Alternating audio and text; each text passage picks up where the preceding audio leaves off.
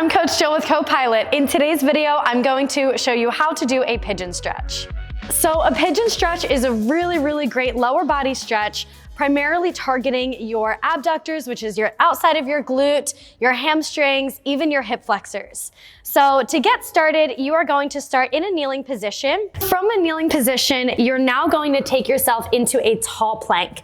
So pressing through the ground, bringing a knee in towards your chest, and then you're going to lay your ankle down by your wrist.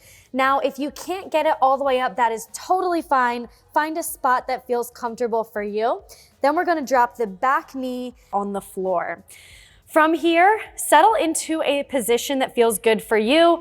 Some might stop right here. Others may want to drive a little bit lower into the ground, sit a little bit deeper into that stretch.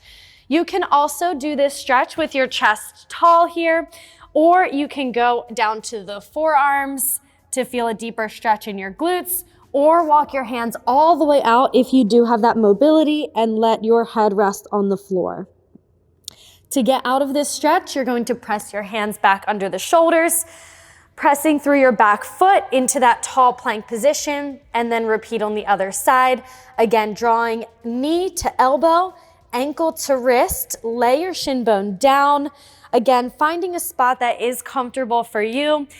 In this stretch, you should feel this all in your hips, and you'll feel this in your hip flexor of the straightened leg. Taking your time, settling into that position, getting lower and lower each time. You can hold this pose for 30 seconds up to a minute at a time, whatever feels great for you, but it's a great lower body stretch for the hips. Okay, so some common errors is actually sitting too far and rocking into your hip too much.